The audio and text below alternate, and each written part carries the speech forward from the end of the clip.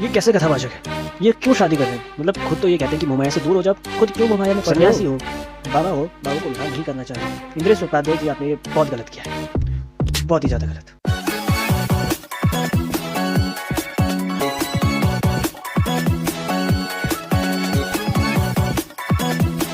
जय श्री राम दोस्तों, कैसे हैं आप सब? आई होप बहुत ही अच्छे होंगे, बहुत ही खुश होंगे और बहुत ही आनंदमय आपका जीवन चल रहा होगा। तो बिना किसी देरी के वीडियो को शुरू करते हैं।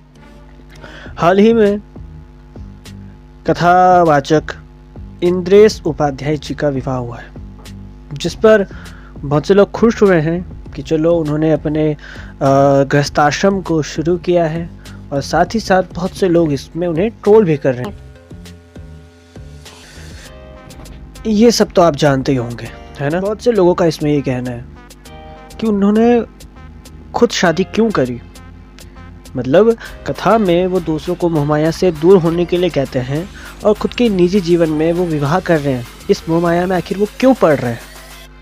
बहुत से लोगों ने कहा है कि अगर वो खुद मोहमाया में पड़ रहे हैं तो हमें वो मोहमाया से निकलने का ज्ञान क्यों दे रहे हैं, और अगर वो मोहमाया में पड़ चुके हैं तो फिर उन्हें हमें ज्ञान नहीं देना चाहिए। इस तरह का लोगों का सवाल है। लोग कहते हैं कि वो कथावाचक हैं, वो बाबा हैं, तो उन्हें संन्यास धारण करना चाहिए, उनको विवाह करने की आवश्यकता क्या पड़ी। इस तरह के और भी लोगों के क्वेश्चंस हैं। तो देखिए, सबसे पहली बात, जो कथावाचक होते हैं वो सन्यासी नहीं होते। सन्यासी में और कथावाचक में इनमें फ़र्क है ना। सन्यासी हो गए वो अलग हैं, वैरागी हैं वो अलग हैं, जो सन्यासी है वो अलग, जो संत हैं वो अलग हैं, जो बाबा हैं, जो कथावाचक हैं वो अलग हैं। अब भाई जो कथाएं कर रहा है, इसका अर्थ ये नहीं है कि भाई वो विवाह नहीं करेगा या फिर अपने व्यक्तिगत जीवन को नहीं जिएगा।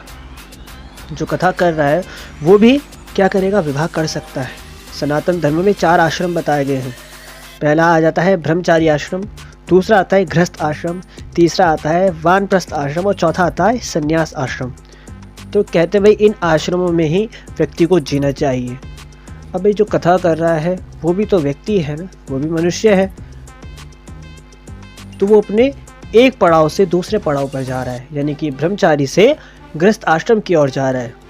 और कहा ये भी गया है ग्रंथों में कि अगर आप इन चारों आश्रमों का पालन नहीं करते तो आपकी मुक्ति नहीं है।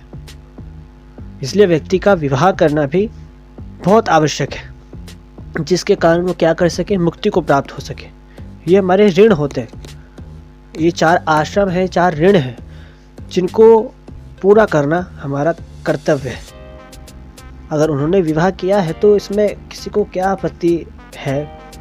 आई डोंट नो, शायद उन्हें पता ही नहीं है, इतना ज्ञान उनमें नहीं है कि भाई आश्रम होते हैं। सबको ये तो पता है कि सनातन धर्म में ऊंच नीच है, वर्ण व्यवस्था है, परंतु किसी को ये नहीं पता कि भाई उसी सनातन धर्म में आश्रम की व्यवस्था भी है, वर्णाश्रम की भी व्यवस्था है। किस समय पर कौन सा आश्रम आएगा? ब्रह्मचारी आश्रम, गृहस्थ आश्रम, संन्यास आश्रम, उससे पहले वानप्रस्थ आश्रम। पर नहीं, किसी को इससे कोई फर्क नहीं पड़ता कितने आश्रम हैं। हर किसी को बस एक टॉपिक चाहिए उठाने का, वो आ जाता है ऊंच नीच, वर्ण व्यवस्था। बस सबको यही दिखती है। भाई अपने व्यक्तिगत जीवन में वो कुछ भी करें, इससे किसी को कोई फ़र्क नहीं पड़ना चाहिए। वो समाज में क्या दिखा रहे हैं, अपनी कथाओं में वो क्या कर रहे हैं? दूसरों को अच्छा ही तो बता रहे हैं। खैर, इस बात को छोड़ देते हैं। तो देखिए, कथावाचक विवाह कर सकता है या नहीं? तो इसका आंसर कि हाँ, वो विवाह कर सकता है, क्योंकि भाई वो सन्यासी नहीं है, वो वैरागी नहीं है, जो कि सब मोहमाया को त्याग चुका है।